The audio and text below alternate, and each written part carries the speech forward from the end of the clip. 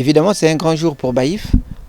Tout le monde ne pouvait pas être là. Il y a le doyenné, il y a le père Roland qui est là, il y a le vicaire général qui est venu pour la circonstance, il y a les deux conseils, le conseil pour les affaires économiques et le bureau du conseil pastoral paroissial, qui représentent en fait la chrétienté de Baïf pour la circonstance.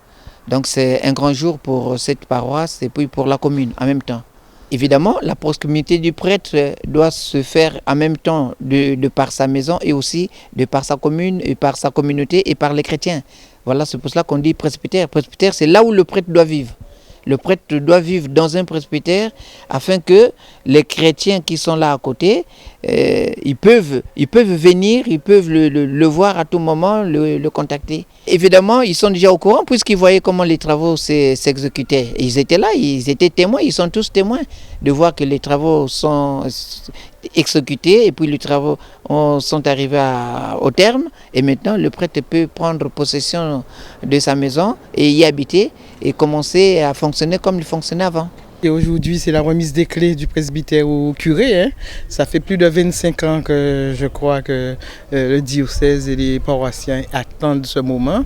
Donc, comme je l'avais dit, il fallait d'abord établir la situation financière de la commune, la trajectoire retrouvée. Et aujourd'hui, on a démarré les plans. Donc, des plans. Donc, on a d'abord le plan de rénovation du patrimoine bâti, dont le presbytère en fait partie.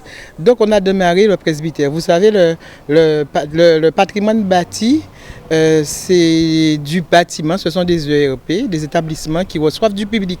Alors vous savez, c'était bien l'occasion, l'opportunité de mettre une mise aux normes et d'engager une rénovation totale. Donc aujourd'hui, on arrive à ce résultat, mais vous constatez que c'est bien la première phase. Donc le presbytère il est livré, le curé est logé, mais maintenant il y a tout l'environnement pour vraiment que ça reste l'environnement de la paroisse, l'environnement de l'église. Donc il faut valoriser le beffroi. Donc c'est du patrimoine qu'il faut valoriser, surtout un patrimoine à liture. Et puis vous avez toute la clôture du presbytère. Donc je dirais que ça s'est fait en 2 temps dans la mesure où il fallait consolider le sous-sol pour pouvoir après agir sur le rez-de-chaussée et l'étage. Donc comme je dis, on n'a rien sans sacrifice. Donc il a fallu la patience de tout le monde. Il a fallu l'engagement de tout un chacun, mais aussi l'engagement des institutions, dont le conseil départemental, qui nous a aidés fortement. Et qu'aujourd'hui, nous remercions d'ailleurs le conseil départemental, nous remercions les paroissiens qui ont anticipé, qui peuvent déménager tranquillement le curé dans le logement que le diocèse a bien voulu louer au départ.